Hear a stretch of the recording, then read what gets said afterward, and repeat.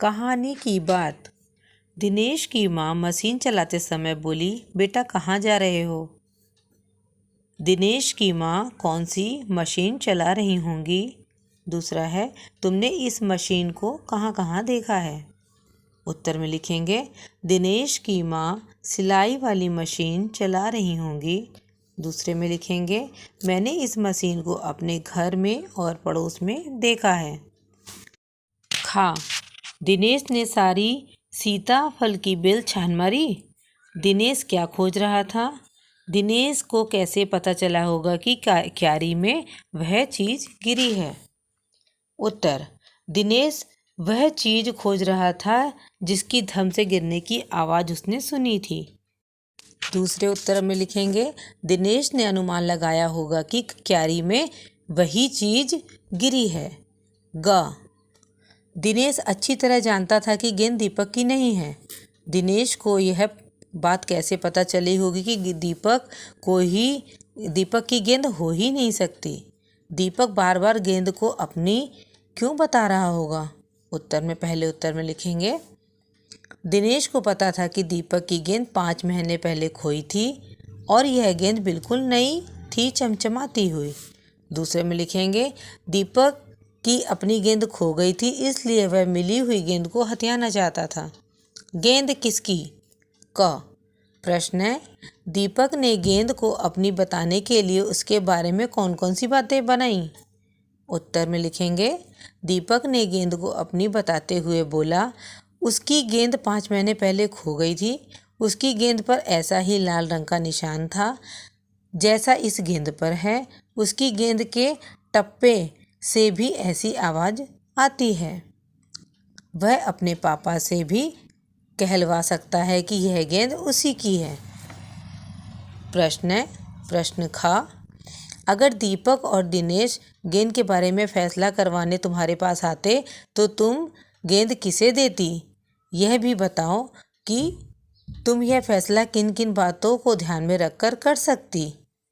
उत्तर में आएगा, मैं गेंद दिनेश को दे देती क्योंकि गेंद उसी को मिली थी।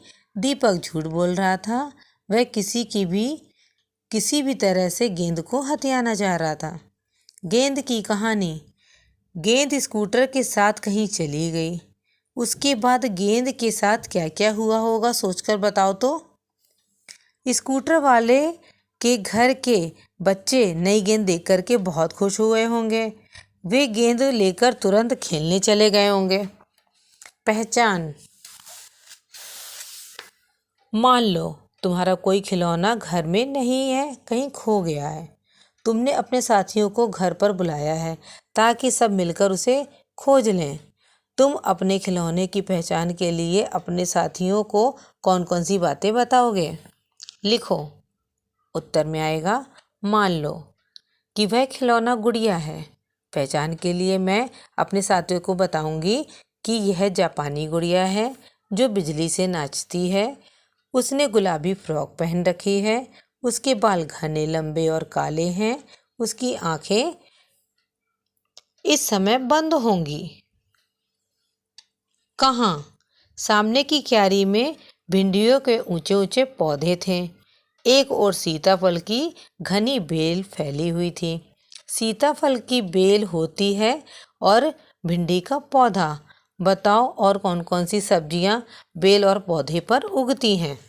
अब हम लोग उत्तर में लिखेंगे, एक कॉलम बनाएंगे, एक में लिखेंगे बेल, एक में लिखेंगे पौधा। बेल में क्या क्या होता है? कद्दू, तोरई, करेला, ककड़ी, मटर। और पौधे में टमाटर, बैगन, मिर्च, पपीता। तरह तरह की गेंदें। गेंदों के अनेक रूप रंग होते हैं। अलग अलग खेलों में अलग अलग प्रकार की गेंदों का इस्तेमाल किया जाता है। नीचे दी गई जगह में खेलों के अनुसार गेंदों की सूची बनाओ। अब हम लोग सूची बनाएंगे। एक में लिखेंगे क्रिकेट, एक में लिखेंगे किरमिच। क्रिकेट में हॉकी, किरमिच में रबड़। क्रिकेट में फुटबॉल, किरमिच में चमड़ा। क्रिकेट में वॉलीबॉल, किरमिच में चमड़ा। Tennis, plastic. खोजो आसपास। दिनेश चिक सरकाकर बरामदे की ओर भागा। क। चिक पर्दे का काम करती है, पर चिक और पर्दे में फ़र्क होता है। इन दोनों में क्या अंतर है, समूह में चर्चा करो। आप लोग अपने बच्चों के साथ में बात करिए कि चिक में क्या अंतर है और पर्दे में क्या अंतर होता है। इसी तरह पता लगाओ कि इन शब्दों में क्या अंतर है। जैसे टहनी तना, पेड़ पौधा, घूस चूहा, मुंडेर चारदीवारी। तो हम लोग टहनी में पेड़ की डाली, तना में पेड़ का मुख्य भाग जो काफ़ी मोटा होता है, पेड़ में पेड़ बड़ा और मजबूत होता है, पौधा छोटा और कमज़ोर होता है, घूस बड़ा होता है, चूहा छोटा होता है, मुंडेर छत के चारों तरफ उठी दीवार मुंडेर कहलाती है, यह ऊंची नहीं होती है। चारदीवारी घर या ज़मीन के चारों ओर से घेरने के लिए उठाई गई दीवार को हम चारदीवारी कहते हैं, यह अधिक ऊंची होती है। चिक सरकंडे से भी बनती है और तीलियों से भी। सरकंडे से और क्या क्या बनता है, अपने आसपास पता करो और लिखो। सरकंडे से क्या क्या बनता है, उत्तर में आएगा सूप, चटाई, कलम, टोकरी। क्लब बनाएं। मान लो तुम्हें अपने स्कूल में एक क्लब बनाना है जो स्कूल में खेल कूद के कार्यक्रमों की तैयारी करेगा। इस क्लब में शामिल होने और उसको चलाने आदि के बारे में नियम सोचकर लिखो। तुम्हारे विचार से इस क्लब को अच्छी तरह चलाने के लिए नियमों की ज़रूरत है या नहीं? अपने जवाब का कारण भी बताओ। उत्तर में क्लब में शामिल होने और इसको चलाने आदि के बारे में क्या क्या नियम हैं हम आपको बताते हैं। नंबर 1, अनुशासन का ध्यान रखना होगा। नंबर 2, मैनेजर की बात सभी को माननी होगी। नंबर 3, खेल का अभ्यास करने के लिए प्रतिदिन शाम में आना होगा। नंबर 4, क्लब की देखभाल के लिए कुछ पैसे हर महीने देने होंगे। नंबर 5, क्लब को सुचारू रूप से चलाने के लिए सबका सहयोग होना बहुत ज़रूरी है।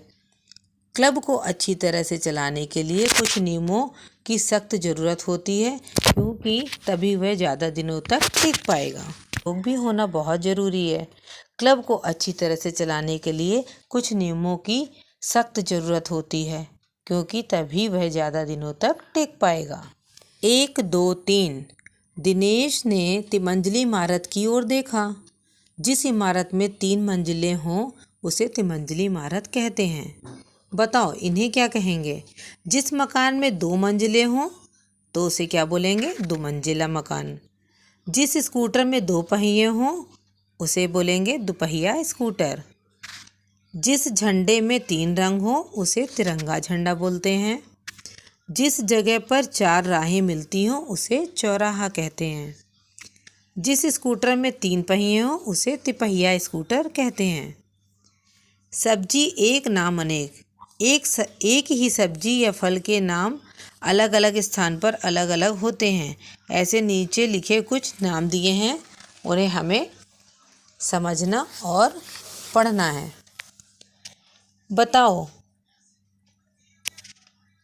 जैसे सीताफल, कांदा, बटाटा, अमरूद, तोरी, शरीफा, काशीफल, बैंगन, नेनुआ, तरबूज, कुमड़ा, घिया। बताओ कि तुम्हारे घर, शहर या कस्बे में इनमें से कौन कौन से शब्द इस्तेमाल किए जाते हैं। बाकी नामों का इस्तेमाल किन किन स्थानों पर होता है पता करो। उत्तर में हम लोग लिखेंगे सीताफल, कांदा, अमरूद, तोरी, शरीफा, बैंगन, तरबूज, घिया।